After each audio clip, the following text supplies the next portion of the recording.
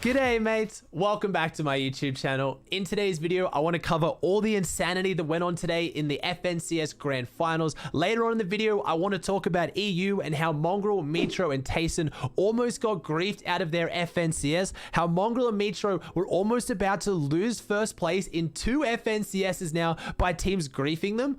I'll talk about that later, but as I'm recording this video, things are getting ridiculous on Twitter. We've just seen Stretch get the first ever Fortnite competitive warning. So this is from Epic Games themselves because of a tweet. We haven't really seen this before. We saw Aqua get an extended ban because of what he did on Twitter, but that fell under the terms and service of clout farming and pretending to be cheating, and I've talked about that already. We have a different situation here. We have Stretch getting a comp warning because he was too toxic on Twitter, which is nuts. You've seen some of the tweets these pros send to each other. It is ridiculous, but it looks like Epic Games is finally taking a stance on it. Before we jump in all this craziness, guys, if you enjoyed today's video, please chuck a like on it. I just checked the stats and 50% of you guys aren't subscribed, so just check the button. If you haven't subscribed, please do so. If you have already, thank you so much, and let's just get into the video.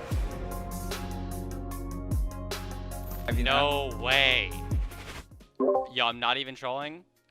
Huh? I'm not even trolling. What?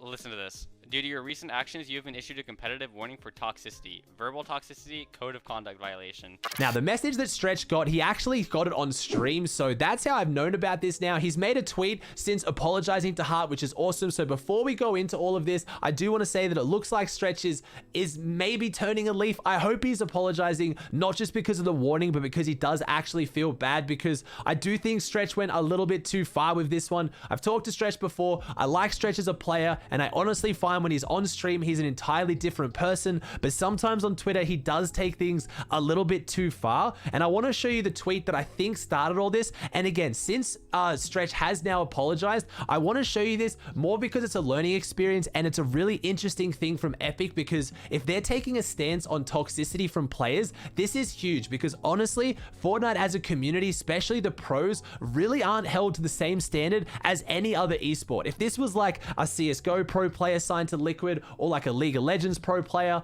I feel like they would get a lot more kind of, I don't know, negativity from this. I feel like the community wouldn't stand for it, but Fortnite's just gotten so used to it. Let me know in the comment section down below if you agree. I don't follow too many other esports scenes as close as I follow Fortnite, but let's just show the original tweet. So basically, Heart tweeted this out, and if you don't know, Heart is the team that was contesting Zayt, Saf, and Stretch through all of this FNCS, so that's why he's saying this. But Heart said, embarrassing that a T1 player can say things like this with no repercussions. He goes on to say what I just said, but the original tweet from Stretch that he screen captured is Stretch saying, "Go F yourself at Hey I'm Hard, 0 out of 6 FNCS, horrible player. You should just quit the game. You moved to 0 ping to make $0. And then at the bottom he said, also, I'm glad Taken and Durant dropped you. What a waste of talent. Now, this is kind of crazy seeing this Heart, Durant, and Taken didn't even make grand finals, so I feel like the beef should be done for. You're not even dropping on each other anymore. The season is over. I don't know why Stretch is bringing this back up. Like I said, since then, he has apologized, but I think this is such a big thing to come out of Epic. If they're now going to take a stance and they're going to start issuing warnings because of people being too toxic on social media,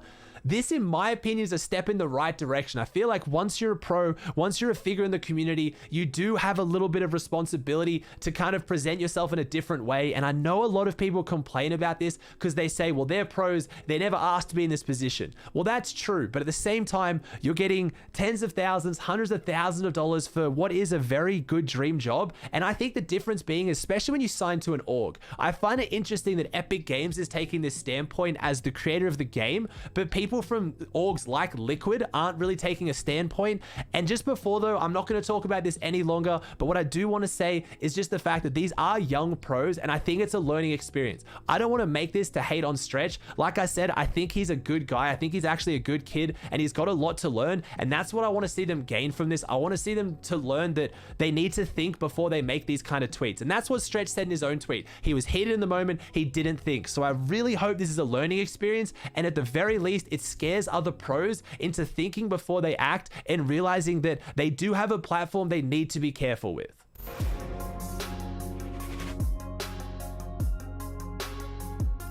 All right, that's enough of the negativity because today was a phenomenal day of FNCS, especially in NA East. If you didn't see, you ended up having Day, Miro, and Reverse winning the entire thing. It got pretty close towards the end in the very last game, but at one point they had an almost 50-point lead. And I just think this is so exciting because after all this conversation about mythic drops, about beefing over mythic drops, all the top tier players trying to alpha up drops, it came down to Reverse 2K, Day, and Miro, where Reverse 2K being very well-known team players, but Day and Miro really not being so much, and they did it out of a drop spot that wasn't overpowered at all. They dropped 3 different locations during FNCS and ended up winning the entire grand final out of what was basically the castle, mansion west of Sweaty, and then the slurp truck. That's it. That's all the loot they got, and even in the second last and last game, they were even contested for the castle and they still won. They undoubtedly were the best team on the day and they totally deserved to win NA East Grand Finals, and it was such an exciting day. Scented Edgy and Commandment showing up from West and then popping off and winning East is also huge. It gains more respect for those smaller regions when people ask, can they show up and play at NA East and EU? Well, according to Scented and Edgy, yes. Yes, they can.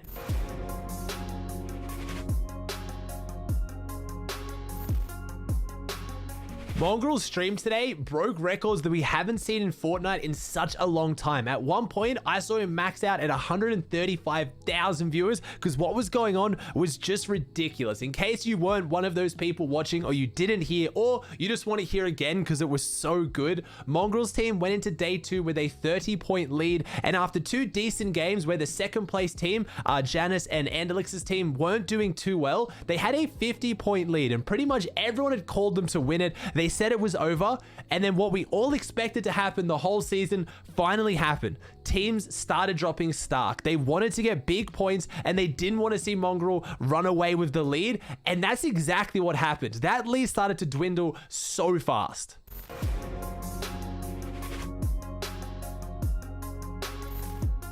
None of us are really that surprised that Mongrel, Mitro, and Tayson ended up getting contested, but it got ugly really quickly. They got dropped on by Thomas HD, Flick, and Anas, and they ended up beating them on spawn, beat them quite convincingly and pretty quickly, and then the team went on to get a 15 elimination win, which just shot them so high up through the standings. And this is where people started to freak out. Twitter just went insane. You had all the pros using this to show off how good Stark was and how terrible any team has been going Stark who can't win is, and you then had Anas tweeting out that looks like Stark is a free win. So what do you think happened next game? Well, 5 teams ended up showing up to Stark Industries to the point where Mongrel and Mitro had to pull out. Tayson still ended up dropping there. He got a couple of eliminations, and then all 3 players had to leave and go shambles. And this is where everything started to break down for this team. Their lead started getting cut down more and more because Stark Industries no longer was a viable drop spot. The issue being is the fact that Mongrel realized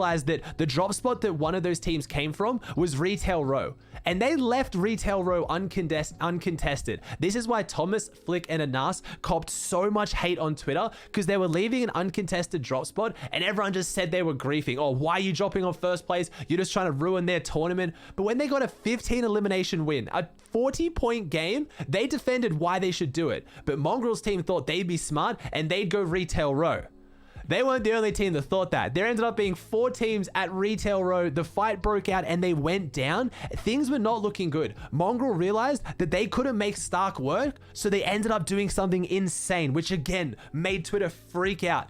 They started dropping on the second place team at Sweaty Sands because they were so far in the lead. They thought, hey, if people are going to start ruining our points and we can't get big point games, all we have to do is stop second place because third place is so far behind they can't beat us anyway.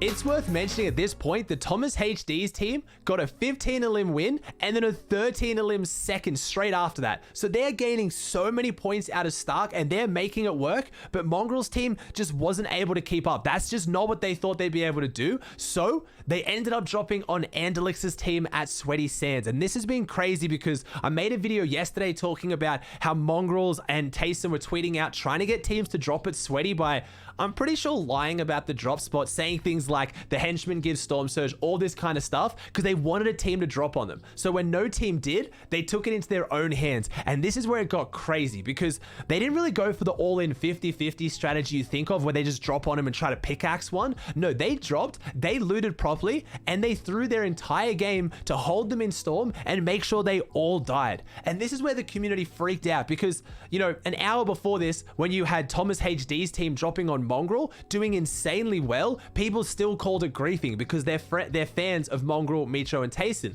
But all of a sudden, when Mongraal starts doing it to another team, and not only are they not doing well in the games, they're literally making it their game's mission to ruin this other team. They were getting next to no points, but they were happy as long as they were ruining the team they were versing in second place, Andalix's team. So the community had to realize really quickly, wait a second, that's more like griefing than what happened to Mongraal. So is this okay? Like, do we accept this? And honestly, from me personally, yes, this is strategic. This is fine. This is the main reason why I'm actually not that big of a fan of trios, because right now, the bigger the game mode, you're leading to so much drop spawn beef, so much griefing. Everybody knows where everyone's going. You can't change your drop spots last minute. And this strategy ended up working. Mongraal's team ended up going on to win despite getting so few points in their last few games, because all they had to do was ruin second place.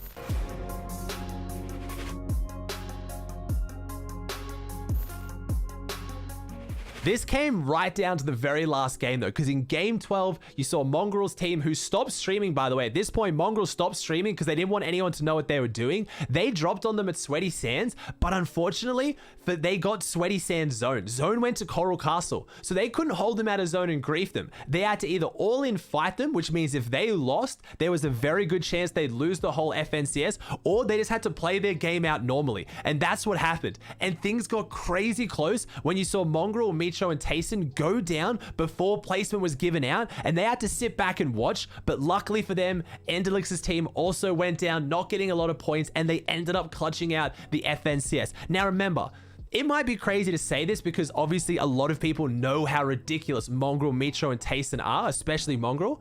That was his first major win. He has not won an FNCS. They came second in squads, and the last trios, if you don't remember, his team with Benji and Mitro, they made almost $500,000 in that FNCS from the weeks, but when it came to grand finals, they got griefed. They got focused and targeted because they were the strongest team, and it looked like it was going to happen again. It was just so ridiculously exciting. If you missed any of it, I highly encourage you to go back and watch Mongraal's stream because it's so good. Now, I wanted to cover the craziness that happened in some of the other regions. I want to do that in a video in the next few days, but wanted to keep this one short and sweet because grand finals was insane, and I feel like a lot of people have actually missed this situation with Stretch because they're kind of tweeting about it, but if it didn't happen on stream, I don't really think anyone would have known. So if you liked today's video, please chuck a like on it. Let me know in the comment section down below if you agree that you're happy that Epic Games is taking this stance and they're starting to do things like this. If you haven't already, please subscribe to the channel. Thank you so much for watching. I hope you enjoy, and I'll see you in the next one.